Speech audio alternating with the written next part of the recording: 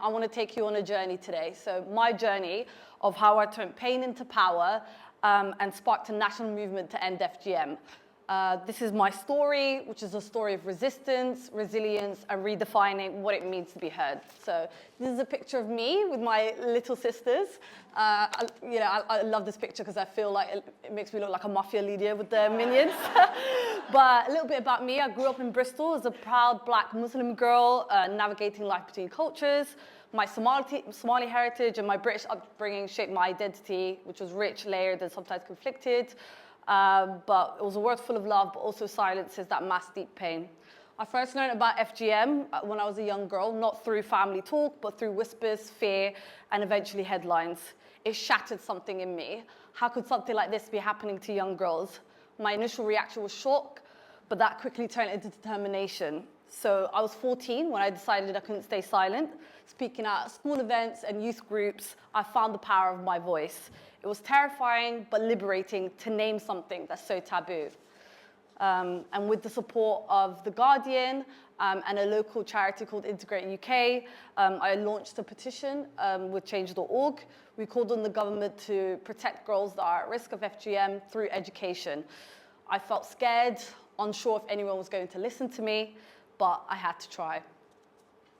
And within days, the petition exploded. We had just over 250,000 signatures, and media across the UK picked it up. Suddenly, what started in a classroom sparked national conversation. I was then meeting MPs, civil servants, policymakers, and also the Secretary of State of Education at the time. And even more powerful, FGM became mandatory topic to be taught in PhD lessons across the UK, and teachers were required to receive statutory training. What started as youth advocacy changed national education policy. However, it hasn't always been rainbows and sunshine. In the beginning, we were just trying to raise awareness. Grown men stormed our school, furious that girls like us dared to speak about FGM and our bodily autonomy. People questioned my motives, my voice, even my right to speak. It was painful, but it just showed just how much the truth unsettled everybody. And in these hard moments, I leaned on my family, my friends, and my mentors. They reminded me that I was more than just headlines, that healing wasn't just personal, but it was collective as a whole. And to be a young black Muslim woman today in the public, it is political. Visibility isn't vanity, it's survival. We need to see ourselves in stories that show strength, not just struggle. And because of that, that's why I began working on creative projects, such as Love Bomb. Sorry, my slides are all over the place. But yeah, to use film and art to challenge silence. Storytelling has always been a weapon in the fight for injustice. It lets us imagine new futures, even when the present feels bleak.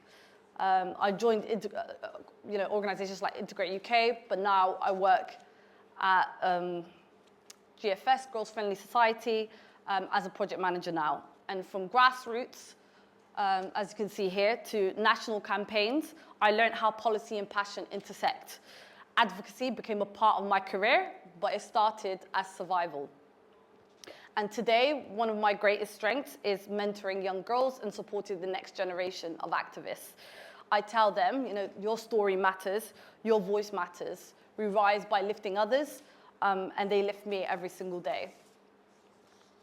At GFS and through Girls' Rights Collective, we're building safer spaces for girls across the UK, whether that's through workshops, providing training for professionals, peer mentoring. We keep pushing for change. It's not glamorous work, but it is powerful. And this journey has taught me that resistance isn't loud. Often it's quiet persistence. Healing isn't linear, but nor is change. Every voice raised chips away at the injustice.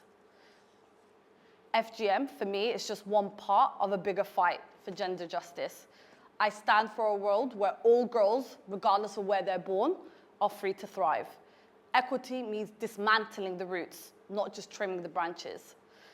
I want to continue advocating for girls and women's rights on a bigger stage, always amplifying their voices, to create tools and platforms to make sure that no girl ever feels alone. Hope is a muscle, but I'm still working on it. And my ask to you, for everybody here today, is to be an amplifier. Support organizations like GFS and also grassroots works. Challenge silence in your circles. Change doesn't need permission, it just needs courage. So I believe the next slide is just a thank you slide. So thank you for listening. This isn't just my story, it's our story. And let's keep resisting together. Thanks so much.